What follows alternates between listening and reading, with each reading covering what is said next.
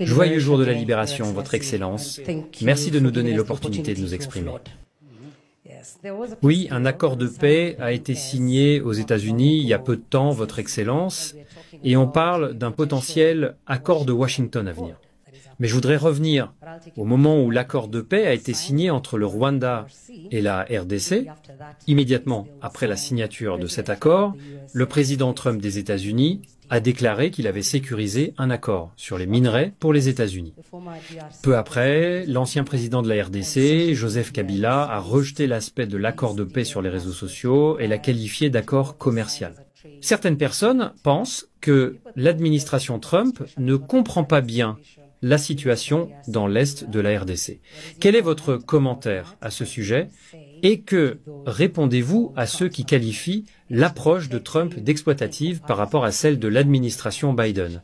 Voilà la question, Votre Excellence. Je m'appelle Jackie Lumazi. J'anime l'émission Real Talk sur RTV. Bien. Eh bien, je commencerai par poser des questions simples.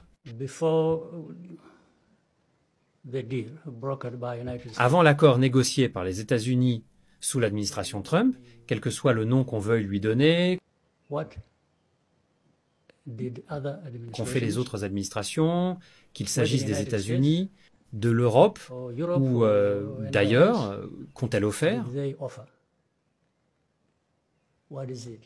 Je veux dire, on pourrait parler de quelque chose. Parlons-en avant de nous pencher sur l'administration Trump et l'accord qu'elle a négocié.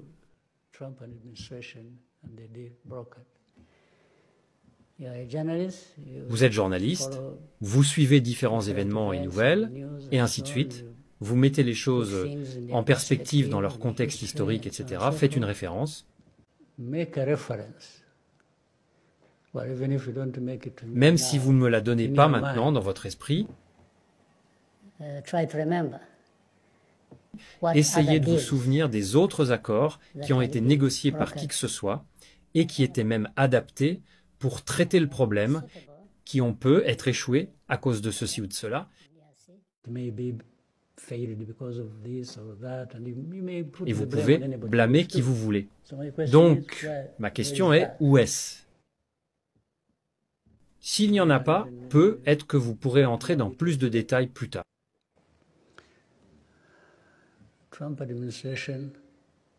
L'administration Trump est arrivée. Tout d'abord, je les remercie d'avoir même prêté attention au problème.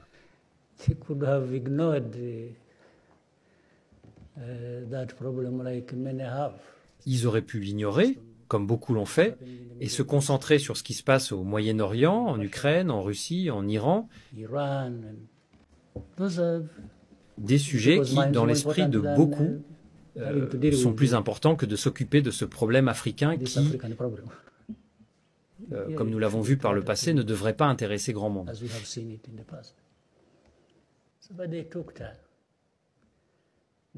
Mais eux, ils ont pris le temps. Maintenant, je vais essayer de résumer ce que je pense de cet accord et comment il a vu le jour.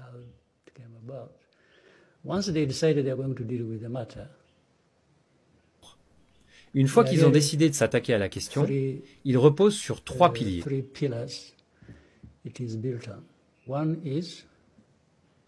Le premier est économique, si vous voulez. Le deuxième est sécuritaire. Le troisième est politique.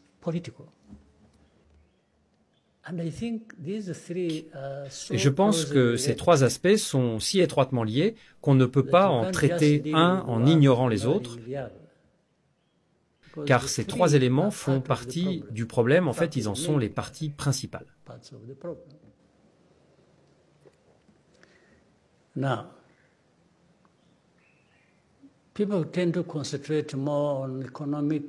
Les gens ont tendance à se concentrer davantage sur l'aspect économique, pour une raison. Je pense que certains acteurs dans la région, préoccupés par le problème, avaient en tête de tirer parti de ces ressources, car ils les trouvent très attractives. Ils ont donc voulu lancer un appât en disant « Je vous donne ceci, je vous donne le contrôle de cela », des choses dont tout le monde sait qu'elles sont nécessaires dans le monde. Ils disaient « Je vous le donne ».